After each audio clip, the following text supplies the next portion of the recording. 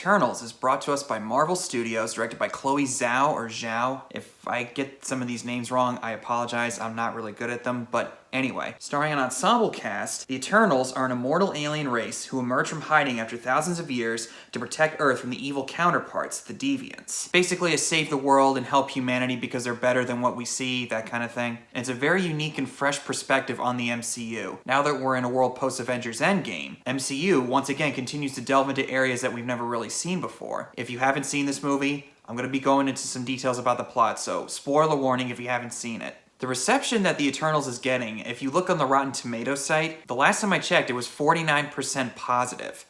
And the vibe that I get from people who have seen it, they think it's a disaster. Maybe I'm just too attached to Marvel at this point, but I really don't think it's as bad as people are saying or claiming. And before you call me an MCU stan or fanboy, I have problems with the movie. I am not completely blind to all the bad parts. And when it comes to seeing a movie on first viewing, most of the time I know exactly how I feel about it. Maybe it'll change on the next viewing, who knows. So think of this as like a first impression of sorts. The plot is Gemma Chan's character, Sersi, taking on the lead role of the Eternals after their former leader Ajax is killed by a Deviant. And their job is to figure out where the Deviants are coming from, since they were told not to interfere with Earth's conflicts under any circumstances unless the Deviants were involved. The Deviants are their evil counterparts that they have to fight, and they follow their godlike figure, Arishem? Again, I'm gonna try as hard as I can with these names. If I get them wrong, please don't eat me alive. And once they kill the remaining Deviants, they split up for the next 7,000 years, waiting for their ultimate return in order to fulfill their mission and go home. But in the present day, where Sersi lives in London, a Deviant shows up, causing trouble, and with the help of her friends Sprite and Icarus, they kill the Deviant, and they go to find Ajax to figure out where the Deviants are coming from. Throughout the film, it's mostly them trying to find each Eternal, all coming up with a plan to figure out how to fight the Deviants. We also get flashbacks in the film, showing how exactly the team got to where it is today, due to certain disagreements that they had. Like when Druig tries to take over people's minds to stop all the conflicts, even though he's warned multiple times not to interfere. And Ajax starts to have doubts about whether or not they should kill humanity, as it's later revealed in the film to be very archaic and violent. Icarus is harboring some guilt over leaving Sersi after their long romantic relationship that they had. And while she is also starting a new relationship with Dane, played by Kit Harington, who you might know as Jon Snow from Game of Thrones, and Richard Madden, who plays Icarus, was also in Game of Thrones as a child of Ned Stark. Two Starks in the same movie.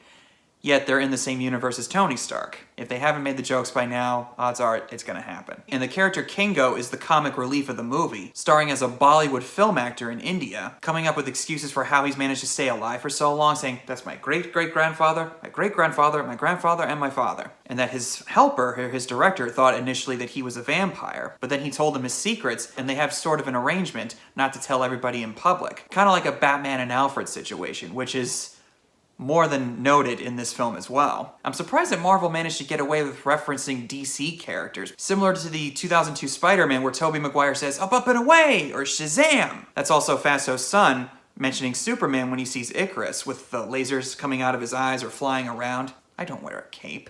Come to think of it, Richard Madden would have been a good Superman had they not chosen Henry Cavill instead. Kingo has some of the Tony Stark humor, very witty, but not exactly as intelligent. Fastos is the brains of the operation, and both of those guys have managed to find a happy life of sorts. And Fastos having a family of his own, a boyfriend and a son, which Fastos turns out to be the first gay superhero portrayed in the MCU, or I think in any superhero film in general. And obviously, some people are not going to like that. They're going to say that it's a political statement, but I personally did not get that impression. And the audience I saw it with last night, nobody really seemed to care as far as I could tell. And Lauren Ridloff's character, Makkari, is like the Flash of the MCU and the first deaf superhero. And she adds a bit of heart and soul to the film as well, particularly with Druig, who I'm assuming that there's some kind of a romantic spark going on between the two. And that's the thing, with the Eternals, similar to the Guardians of the Galaxy, before this movie, I didn't know anything about them. I had never heard of them. And that's the thing that Marvel has managed to do perfectly. Bring a bunch of no-name characters or just obscure people and make them more mainstream. And I think Eternals, regardless of what the Rotten Tomatoes score says, in a way I think they managed to stake their claim in pop culture, similar to Shang-Chi, whose face they managed to throw into the Marvel logo with this movie. And I mentioned that there's similarities to DC characters like Batman, Superman, and The Flash. Sersi's character manages to clone herself of sorts when they fight the Deviant in London. The trick is very similar to what Loki uses in the first Thor and the first Avengers. Will they say that's where he got it from? I don't know, but if they do, I'm not going to be surprised, because that's another thing that Marvel manages to do really well, is make everything so interconnected. The action in the climactic battle is more or less what you expect with an MCU movie. It's a big giant CGI battle, but thanks to the setup with the characters, I was okay with it, and I was able to roll with it because I was invested just enough when the actual reveal is made that Arishem wants to destroy the Earth by causing a resurgence, creating another celestial being, and that the Eternals are not exactly here to help humanity thrive and survive. They're here to take part in their extinction, that they're programmed robots of sorts. Ajak knew of the plan and decided that she was going to rebel against him, and Ikaris has her killed as a result in order to fulfill the mission because he feels so dedicated to it. But it's the romantic connection he has with Cersei that causes him to have some doubts. As far as the acting goes, everybody I think is doing a great job, especially Salma Hayek, who I've always had a thing for, ever since I saw Fools Rush In as a kid.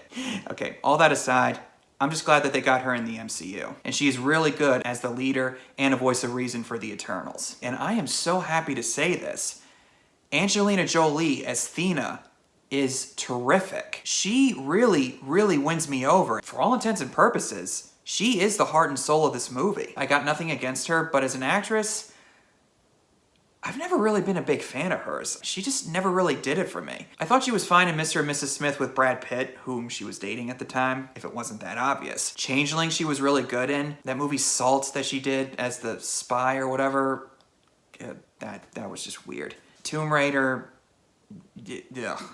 But thankfully, I think she managed to hold her own just fine, including when she kills that deviant who takes on Gilgamesh's powers and is almost brainwashed by the thing, but she manages to snap out of it. And her fits that she has when she tries to kill Ikaris makes more sense on retrospect once the eventual reveal is made. As for the problems, it's really the exposition and the pacing, the latter of which really, really drags sometimes, particularly when the flashback scenes happen and it's a lot of explaining about where things are going and when we see the eventual breakup of the Eternals. All important and pivotal stuff for us as the audience to know what's happening, but I think it could have benefited by being a lot tighter. Maybe if it was like 2 hours and 15 minutes. This movie's 2.5 hours, and sometimes you can feel it. Now, exposition in movies is necessary. Sometimes, though, I think it's a little too much. I don't want to say that it gets into the Star Wars prequel territory. Thankfully, nowhere near as bad as that, but sometimes it's a little overdone. And I think that, like I said, if it was just a bit tighter and more simplistic, I would have been okay with it. The humor that we have in this movie is very much in vein of what we've seen in the MCU, although a lot more toned down than I expected, which I actually really liked. Most of the time, I think the Marvel humor's fine. Sometimes, though, I think it's too much, i.e. Thor Ragnarok. This film has a more serious tone, but thankfully, it's not afraid to have some fun with itself, especially considering that these are God-like people of sorts. You gotta poke fun at yourself somehow. And thankfully, this movie manages to do that for me in all the right ways. Eventually, they manage to stop the resurgence. Ikaris decides to sacrifice himself by flying into the sun. Cersei gives Sprite the ability to be human and no longer stay immortal as a teenager. She reconnects with Dane, but then Arishem shows up, taking the 3 Eternals on the planet. A little more than pissed off by what they did, telling them that he'll spare humanity as long as their memories can prove that they're worthy. And we get 2 scenes. Thena, Makkari, and Druig get a visit from this dwarf-like figure voiced by Patton Oswalt, who makes his big introduction to Star Fox, played by Harry Styles, turning out to be the brother of Thanos. When he said brother of Thanos, I went, excuse me? The brother? I don't know anything about this character, but he says that he knows exactly where their friends are since they were taken by Arishem. The post-credit scene, on the other hand, Dane gets this blade where this phrase that translates into "death is my reward" comes up, and then this voice off camera says, "Are you sure you're ready for that?" First I thought it was Jeffrey Wright, who was the Watcher in the What If series, but then I heard someone over to my right say, it's Blade. And I looked it up. It's Mahershala Ali, who's been cast as Blade for the MCU. Both of these have some pretty big ramifications for future projects in the MCU. And it makes me kind of excited to see where they will take it. The size of Arishem makes me wonder, oh boy, I wonder how they're gonna do Galactus when the Fantastic Four come in. And they're also setting up Blade the Vampire Hunter. Marvel is continuing to be on a roll, which brings me to my next point. The vibe that I'm getting from people, especially with the Rotten Tomatoes score, odds are they're gonna try to argue that this is the start of the downfall for the MCU. If the reactions to Shang-Chi and the box office returns are any indication, I highly doubt Marvel's gonna call it quits just because one movie turned out rotten on Rotten Tomatoes. They got a lot of stuff planned for the future, and if you think that they were going anywhere anytime soon, you got another thing coming. If you're one of those people who thought after Endgame that they didn't really need to do anything else and you're not gonna bother with the others, that's fine. I get that, and I don't blame you for feeling that way. I'm more than invested in the MCU, and I think Marvel has proven themselves multiple times, then I'm always down for seeing whatever they put out there. Another thing to consider, we live in the COVID-19 era now. The box office landscape isn't what it used to be. With streaming available and not everything being 100% open like it was 2 years ago, box office returns are going to be very affected by it. If you're going to try to say that box office returns are a big indicator that people are done with Marvel, let's just relax on that. I highly doubt Marvel's going to go anywhere. And if you're not up for whatever they have next, that's fine. But for me, I'm gonna stick around, especially Spider-Man No Way Home, if the rumors are true about Tobey Maguire showing up in that movie. Anyway, so those are my general thoughts on the Eternals. In some ways, like I said, first impressions, it could change. At some point I might do a more in-depth video on it. I would say pretty good, not great, but nowhere near as bad as what people are saying. You wanna call me a blind MCU stan or fanboy? Be my guest. But I like to call myself a realistic fan. If I don't think an MCU movie's good, I'll be honest with you. I'll tell you. I didn't really care for Incredible Hulk or Thor the Dark World. Even then, I don't really think Marvel has made a bad movie or a bad show.